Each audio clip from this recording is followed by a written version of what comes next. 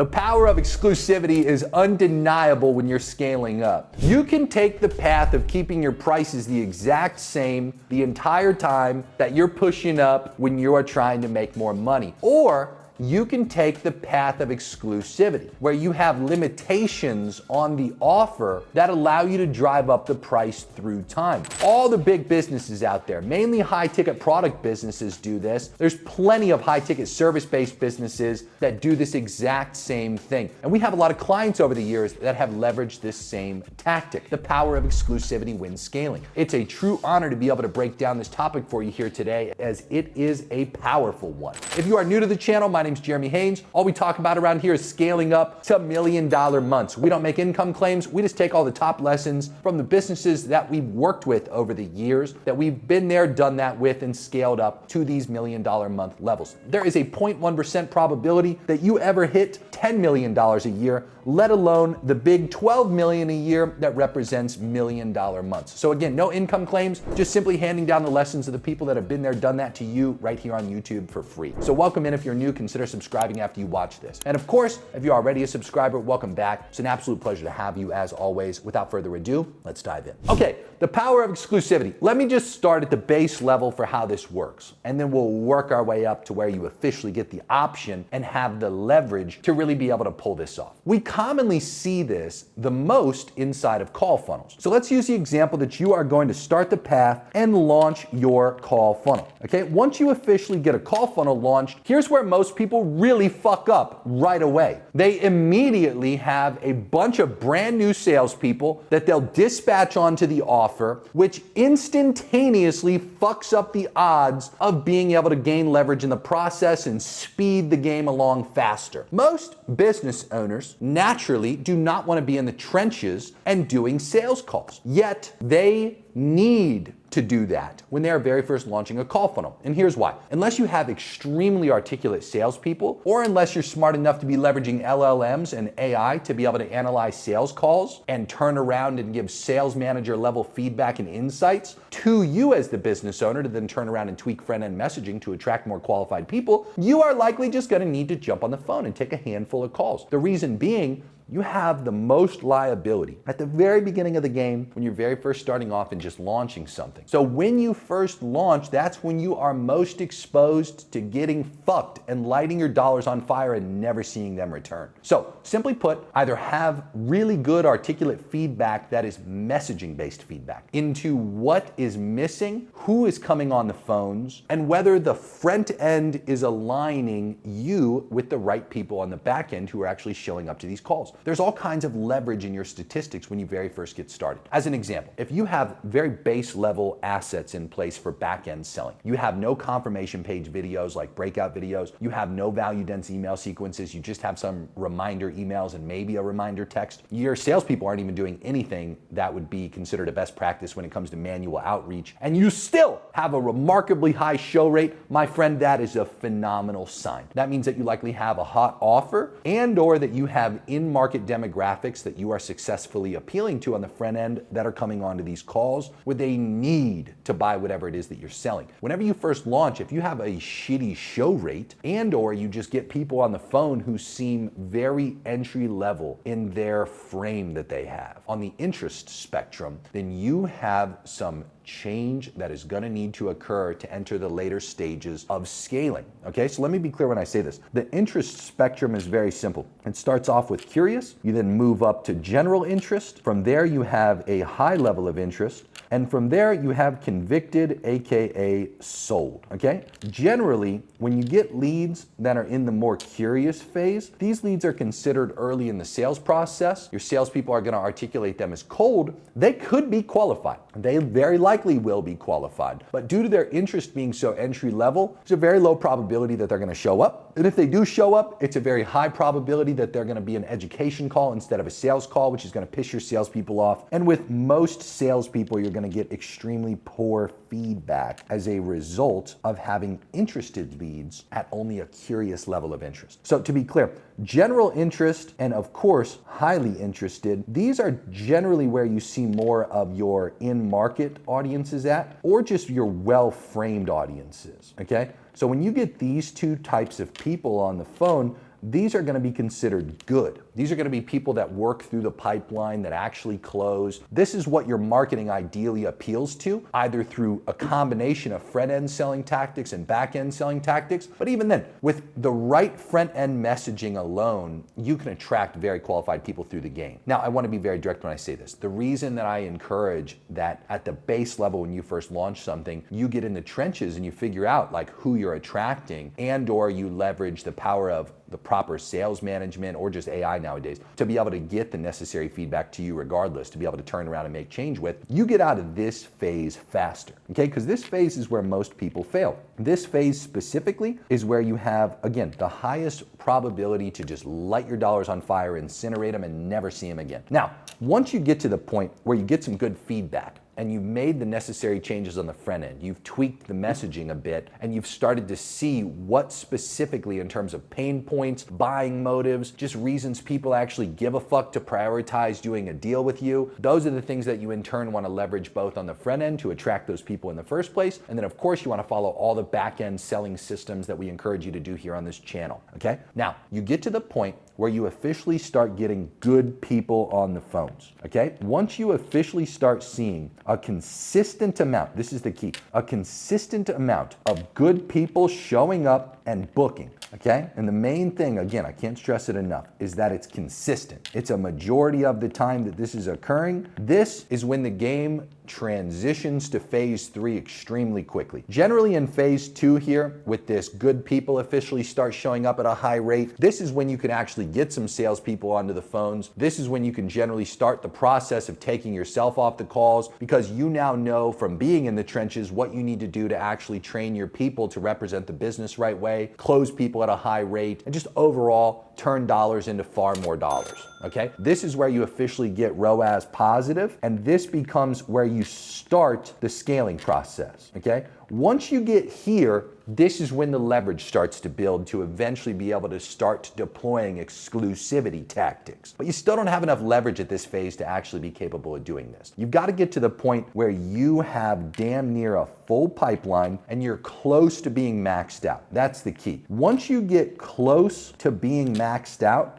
that is when you officially hold the cards, okay? That's when you have the leverage. So I'll give you a great example of this. In our Inner Circle program that you consistently see me promoting here on my channel, that there's a link for down in the description, there are many pieces of qualification criteria that you must pass for us to even consider letting you in there. Number one, we literally will not let you in if you do not prove to us that you are making $100,000 a month consistently and in the most recent month. We don't give a fuck at all if you've done $100,000 once in your life and you think that makes it so you qualify. Absolutely not. This is a costly, not expensive, costly offer that we don't want you to blink at when that charge comes along to get yourself in the door into the program. We also need to know that you have enough dollars to actually be able to go out there and deploy and take risks, because a lot of the things that we're going to encourage you to do, not all of them, but a lot of them are going to encourage you to put your nuts on the table, take a financial bet, and try to turn dollars into more dollars. Some of those bets aren't going to work out. Some of them are going to work out handsomely well. You can't get essentially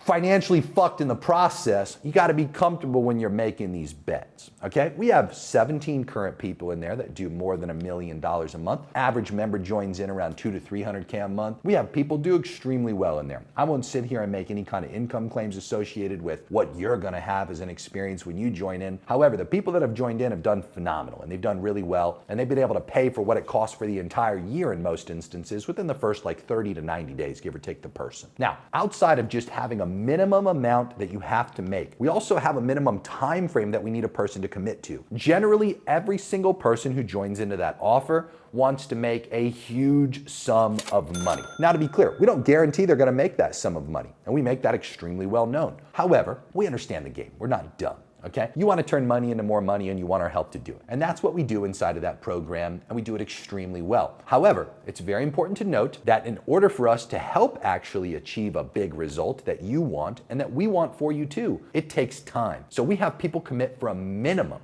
of 1 year to be inside of that offer. So right away, as you can start to see, if you're not making a certain amount, you're not getting in. If you're making a certain amount but you don't want to commit for that time, again, you're not getting in. We don't want flakes in the program. So let me be clear when I say this so you understand why I'm articulating this as an example, because I'm not just sitting here pitching you and telling you about the offer. I'm trying to articulate that once you get close to being maxed out, you get to start to do things that are exclusivity tactics. And these are a few examples of them. So with the 1 year thing, hear me out. We have a reputation to safeguard. We play the game at a big level and are very well known for helping people get a fuckload richer, okay? Do you think I do that in a month of working with somebody? It's like, no, sometimes, yeah, but a lot of the times it can take a longer duration of time, like a year, to really get some serious fucking results out of an individual, right? And that's the type of person that I want being in that group, going out there and saying they were in it or a part of it. I want people who get big, monstrous, juicy fucking results, large sums of money, to be able to go out there and say, yeah, I was a part of Jeremy's inner circle. Or, yeah, I'm in Jeremy's inner circle. It's fucking awesome. You know, I made this out of being in there. That's what I want. So again, I need time for those people to actually be a part of it to help increase the probability dramatically that they actually do those things and align with what we want and align with what they want too. Now, does that sound like something that's unfair, right? No. Both of these safeguard the product, okay? They safeguard many things. They safeguard the reputation. They safeguard the reputation of the program and me. They safeguard the person who's joining in actually having a high probability to achieve what they want to do, okay? In addition to that, it safeguards the community itself, the product, okay? We don't want a fuckload of really rich people interacting with brokies. That's not what this is about. This is a place where people who are extremely rich and rich, trying to get a fuckload richer in both scenarios, go to openly talk about it, right? If you have ever been in a situation as a rich person, I'll give you a great example, right? Just most recently on my Insta stories, I was posting about traveling home, okay? And how I chose to travel home in this case was on a little Lear 60, which is a mid-sized private jet, okay? And I was traveling from Virginia where I visited Mr. Ty Lopez and I came back home here to Miami. I didn't sit there and like take a photo on the fucking plane. You know, I didn't post like a little video of me walking into the jet. I literally filmed 2 YouTube videos, which were phenomenal, by the way, and likely already posted on the channel by the time you're watching this one, of me just on the jet filming YouTube videos and flying home with the marketing helper and video guy that I have here behind the camera and my fiance. Okay? Just pretty base level stuff. What do I have happen while I'm on the jet? I start to get absolutely fucking blasted by bot followers. Okay? Why does that happen? Because poor people and just people who don't like me in general fucking hate to see the boy winning. Okay? So as an example of that, it's like, how do you think that works inside of a community where you're trying to openly post about, hey guys, I'm spending like $30,000 a day right now and I'm making $3 million a month. Does anybody have any insights on this kind of problem? You don't want a bunch of fucking base level morons around you that are like, oh dude, like that's insane. Like, no, it's like you want people that are actually gonna be at your level or above your level or pretty fucking close to your level that can lend good, genuine perspective to you to help you with your problem. And you want to know, without having to do it yourself, that the people that are gonna contribute advice to you in that example are already vetted by the people who run the community. You understand? So as an exclusivity tactic, think about that. It's like sometimes, again, base level morons who go to places like clubs and they dress like shit, or they go to a nice restaurant and they're dressed like shit. It's like the restaurant doesn't want somebody wearing a Hawaiian shirt, open-toed flip-flops with the hogs out, and a fucking Tommy Bahama cargo shorts, you know, walking into their restaurant when it's a 2-star Michelin restaurant and everybody else is having date night and dressed extremely well. They have a visual standard to upkeep that plays into the vibe and the culture, and more importantly, the exclusivity of who's gonna be there and feel comfortable being there. You understand? It's like, when you get to the point where you actually do these things right, you get to jack up the price, okay? You get to jack up the price because it becomes more valuable to the people that are a part of it. And of course, it becomes more valuable to the people who want to join into it. You understand? And what also, more than anything else, when you actually do things like that successfully, when you're also close to being maxed out, which in my case with the inner circle, it's like I do one-on-one calls in there, right? You can go join into any bumfuck mastermind out there and get to show up however many times a year they do their little group thing, and they have a relatively inactive mastermind that they'll let anybody and their fucking cousin into that's a little brokey. Not in my world, okay? Not in my world. I want to hold your hand to make a fuckload more money.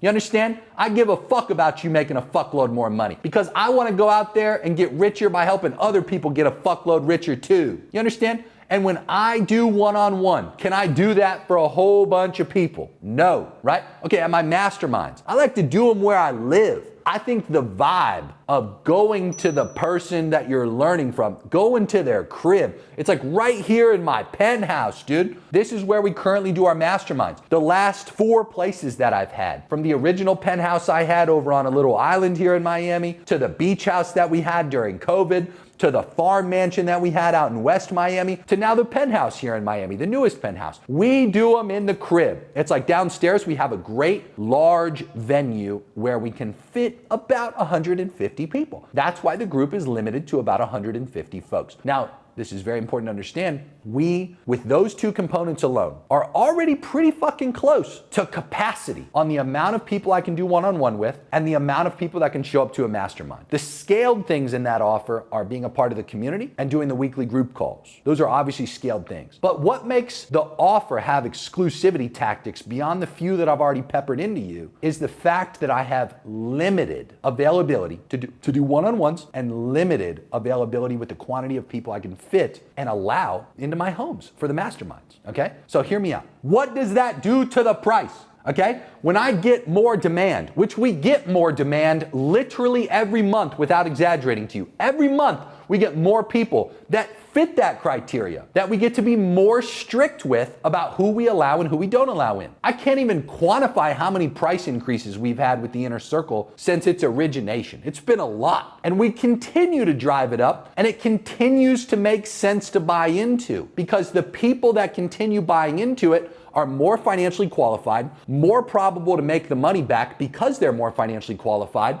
And on top of that, the group becomes more valuable due to that cyclic process I just articulated. You understand? It is something that I don't need to deploy more closers for. It's something that I can just turn up the price on a perpetual basis due to the exclusivity components that I just articulated. But again, these things are strategic. They're intentional, okay? In comparison, I have a very scaled offer. It's a one-time price. It's called Master Internet Marketing. It's a giant group class. AI Jeremy's included with it, with some limitations to be clear, since it's a one-time price. And we do live classes, typically on an annual basis, sometimes every other year. It depends on how much changes in marketing. We got our next one coming up at the end of summertime. We'll announce the date soon, and everybody in the Master Internet Marketing program, of course, they'll be the first made aware. Now, I want to be extremely direct when I say this. That doesn't need to have exclusivity components to it. We still qualify and vet who we allow into there because we still want to allow people who are actually probable to get results into there. We never ever want to put people into debt to get that program. We don't want to be in a position where somebody's on their last dollars and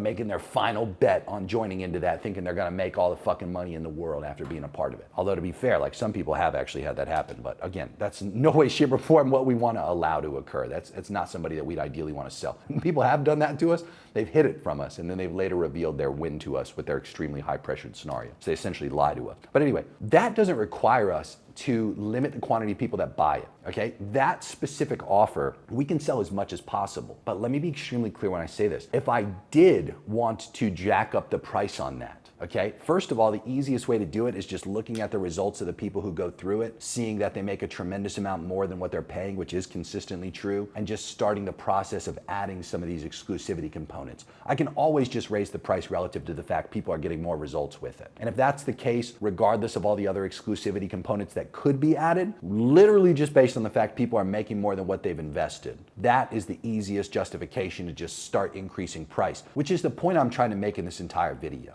A lot of people, they really struggle to go out there and get new closers. They struggle with the process of hiring people. They don't really have a lot of desire to go out there and just consistently at the rate in which they're scaling, hire, train, manage, fire, and just ongoing manage all these people within a sales organization. There's also a lot of people that we've worked with over the years that hate salespeople so much. And rightfully so. I mean, to be fair, there's a lot of inconsistencies in people, period. Okay, so when you can add systems and processes and tactics, like exclusivity tactics in this case, it is much easier to still make a lot more money by choosing to leverage other places in the business in comparison to leveraging people as you continue to scale up and just drive up more calls. What if I told you as a result of generating far more calls, you didn't need to hire more salespeople? You needed to increase qualification criteria. And as a result of increasing qualification criteria, just as I did with my inner circle offer, you dramatically change the quality of person that's going to come through as a result, which in turn gets a lot better people in there, which in turn gets a lot better results for the people who join in, which in turn allows you to jack up the price more. You see, and then that cyclic process continues on. It's like, have you ever heard that if you want to go buy like that new Ferrari that just came out? I don't even know the name of it because I personally hated it, but it's the LaFerrari successor. Okay, that new Ferrari that just came out, there has been word in the streets, okay, in the Ferrari world. And as a person who has two Ferraris myself over the years, I can't stress this enough. Like, this is actually insane to hear out loud, okay? They want you to have bought an F40, which is like a low couple $1 million car. They want you to have a LaFerrari, which is like, give or take the mileage, like $3 to $5 million, and whether it's an Aperta variation or not. They want you to have a handful of purchases, which means more than two. A handful of purchases from the Ferrari dealer that you ideally want to get this LaFerrari successor from. Okay, and on top of that, they have very strict rules and criteria that they want to see in terms of who they're selling the cars to, and they don't want you to be a reseller. Like, they want you to have a collection that you're going to maintain. One of the people that I've looked up to over the years passively is a guy that's from a very similar area of mine in Ohio. His name's Rob Deerdeck. And Rob Deerdeck, he initially started off as a skateboarder signed with DC, if you remember that skateboarding company. Rob then got the opportunity to have a TV show with MTV called Rob and Black, rest in peace to Black. He then got an opportunity to have what's called Fantasy Factory, which was another show with MTV. At that point, he had a rather large warehouse, a handful of other endorsement deals, was still professionally skateboarding. And with the success of Rob and Black, the TV show, this Fantasy Factory show was like his next big bet. Bang, that one worked out too. He then had another TV show, which is the one that has been the biggest of them all, which is called Ridiculousness, which I'm sure you've likely seen or heard of. And if not, go look it up. Anyway, Rob, at the same time of doing all this, was also creating and investing into different companies. And right now, today, he identifies as a venture capitalist. Rob's goal is to be a billionaire, okay? And he's likely well on his way to do that. I, as an example, when I see Rob do what he does, and again, we're from a very similar city within the same state, and I've seen the level that he's grown to. We use the same hypnotist, Dr. George Pratt, who I originally went to as a result of seeing Rob's testimonial for it. You look at a guy like this and you think, okay, wow, that's impressive, right? The guy's rich as fuck, already worth more than 100 mil plus. And what kind of video do you go and see on Rob's profile one day on Instagram? You see Rob standing in a Ferrari dealership, and there's a Ferrari in front of him, and listen to this shit. There are posters on the wall of the handful of Ferraris that this man has purchased over the years with like a letter and a number paired with each one of them. And they represented the number in which he purchased it, and the letter was just the specific letter that he chose to pair with it. And he's sitting here in this video, and I'm like, oh wow, maybe Rob did a collab with Ferrari or something. Like, what's this? No, this man is absolutely glazing the fuck out of two Ferrari salespeople. Not like managers in Ferrari, not people who work at Ferrari's corporate dealership, literally just two Ferrari salespeople who worked in one of the local Los Angeles divisions. I'm sure it's very probable to be the Beverly Hills division specifically. Just glazing the fuck out of him, talking about how he's so grateful for the opportunity to have bought the Ferraris that he has over the years, talking about and making it extremely clear he's building a collection that he's gonna hand down to his children one day. He never intends to sell them, glazing the fuck out of how amazing the Ferrari heritage and brand is as a whole. And you can tell, like in the point of what I'm trying to articulate to you here in this example is, here's a man who's worth $100+ million that essentially has to get down on his knees and suck off these Ferrari sales guys just for the opportunity to go and buy that LaFerrari successor, to be able to have the opportunity to get a car like a Daytona SP3 from Ferrari, and who fucking knows what else. I'm sure all future variations of cars that they come out with, you'll have a high probability to be able to purchase. Why? Because Ferrari leveraged him into a position through exclusivity tactics of being able to get a great man, a big man, just like that, to go out and not just do it privately, But to publicly post, go look it up yourself. Go to his Instagram. You'll see what I'm talking about. There's a bunch of Ferrari colors and it's Rob standing there, posters on the wall, two guys standing off. And like, it's so funny, dude, like the video's cutting from like Rob to like these two guys in the back, like smiling and kind of laughing and being like, yeah, you know, like these guys are fucking loving this shit. It's comical to watch. But the point is like, dude, people do this shit every day as rich people to get things that they want. It's like, this is why country clubs have multi-$100,000 a year initiation fees and then tens of thousands of dollars in annual dues. This is why, as an example, like even I joined a beach club for, you know, low tens of thousands of dollars with even lower annual dues, just to have the opportunity to go to a somewhat exclusive hotel, hang out with other rich folks, and go to the beach in a nice place. It's like, this is why with even things like watches, like you're not fucking walking into Richard Mille and buying this watch, okay? You're not. They're gonna sell you a ladies watch first, they're gonna sell you a more entry-level watch, and they're gonna make you wait months in between. And then they're gonna give you the opportunity to buy the nice watch that you actually want to buy. And even then, the watches that you might actually want to get that are one of those limited of 50 watches, they're not going to fucking sell to you even if you've bought like 4 or 5 watches from them. You know who they're going to sell them to? The guys who have bought like 10 or 15, 20, 30 that have already been a part of their game for a long time. Those are and you're going to get the opportunity to buy from one of those guys secondhand so they can make a profit. And Richard Mille's going to help facilitate the deal. You understand? It's like, these things have existed in both modern society and all historical variations of society for the longest time. I ask you this, why aren't you choosing to leverage some of these exclusivity tactics in your business? Like, you don't think, just a decade ago, if you go and you shop, as an example, in the Miami Design District or the Bal Harbor shops or some local place where you have a good relationship with some of those designer stores, and you ask them, like, hey, do you remember when Hermes, like, they were just begging you to buy one of those bags? Like, nobody gave a fuck about Hermes like a decade ago, okay? But like now, you're probably sitting here thinking, what? Like, nobody gave a fuck about Hermes? Like, what are you talking about? It's like, yeah, as a matter of fact, down here in the Design District, there's a Loro Piana directly across from Hermes. And you might not even know what fucking Loro Piana is. I'm sure a lot of you who are the right target audience do, but still, there's probably a few of you who have no idea what I'm talking about. Either way, it's a nice designer brand. It's one of those like old money brands is how it currently is framed, but it's pretty sick.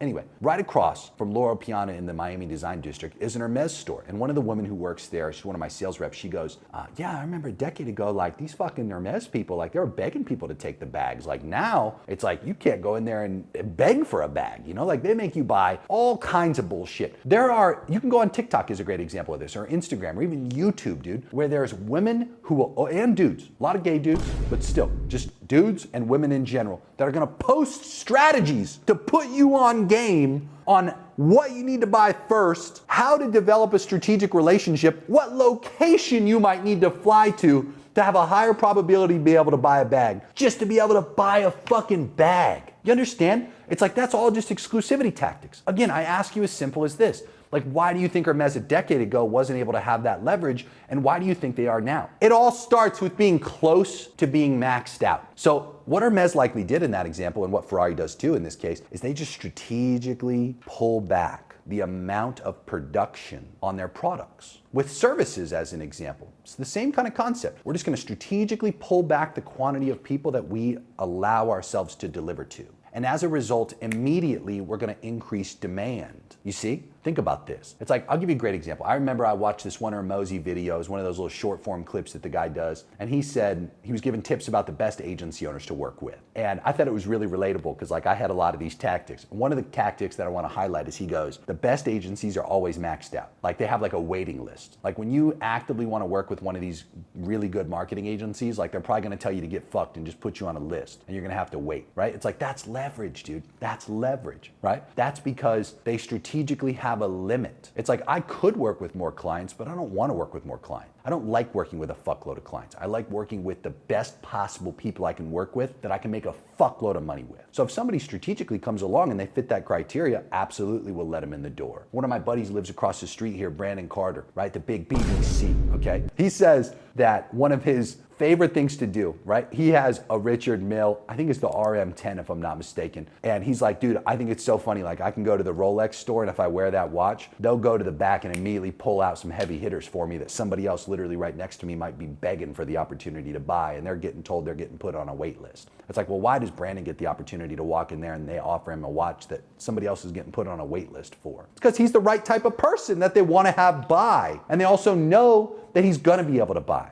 It's not gonna be a stretch for him, and he's gonna represent the brand well. You get what I mean? It's like, my point being, right? Like, I have a limit in the quantity of deals that we do as a marketing agency, and due to the fact I'm at capacity, okay? I have the leverage in that example. It's like, what's different in your world? All you really gotta do is pull back the amount of people that you're gonna give the opportunity to service or give the opportunity to sell to. And then bang! You know, you ever seen one of those like little 6-person omakase sushi experiences? It's like, there's one here in Miami, one of my favorite little places to go to. A literal closet turned into a restaurant. Has 6 seats. It's called El Secreto. It's inside of the Faena in Miami Beach. A literal closet, like I'm not exaggerating, an actual closet turned into a restaurant. 6 people. I don't even remember the price per person that it is to go, but I'm pretty sure it's over $1,000 per person to go and sit there and have sushi, an omakase experience. It's like, why do they get to charge that much? Because there's 6 fucking seats and 2 serving times a night. You don't even get to choose when you get to go eat. They just say, yeah, we got this at 5:30 and we got this at 9:30. Take your pick, it's up to you. You know, get fucked if you wanna come another time, you know? It really, again, think about that. It's like, and if they get booked out for like weeks at a time, like you guys have probably all heard of Carbone, right? Carbone's got a little location over here at Miami Beach. Carbone has enough there's people strategically pumping out content that tell you, hey, on the 1st of every month at this specific time, that's when the reservations refresh for the following month. Like, go in there at that exact time and try to book a reservation. There's people who sell reservations. That's how exclusive those specific reservations are. It's like they themselves could go and just book themselves out, right? It's like, it could be a strategy that none of us are even aware of that allow them to be like perceptually so in demand. And then when you get the opportunity to go and eat there, you feel like blessed, you know? Like you're like, oh my God, I can't believe I get to go to Carbone. There's also an app, it's called Dorsia, okay? I love Dorsia because then you can get around all the little bullshit that they put you through with those kind of things. And you can just agree to pay a high dollar value per person and skip that whole process. So essentially from there, what they chose to do through that Dorsia app is get a guaranteed amount per table in revenue. It's like, it's unbelievable. I fucking love exclusivity tactics. Products, services, doesn't matter. They're one of my favorite things to do. And yet, a majority of the people that I work with, both clients, inner circle members, master internet marketing students, doesn't matter. Remarkably, a very small quantity of people actually leverage exclusivity tactics. And it's because in most instances, they think that it prevents scale, when in reality, it makes scale easier. It makes scaling and making more money easier to deliver on because there's far less people that you're delivering for. And you also get to work with far better people every single time you increase the exclusivity standard that you operate with. A remarkable tactic, very undermined, something you should actively consider when you're in your pursuit to $1 million months. Whether this is your first video or one of many that you've gone and consumed from me, thank you very much. Consider subscribing to the channel if you haven't done so already. Go check out some of the other videos that you likely missed along the way. And of course, more importantly than anything else, go get richer. Talk soon.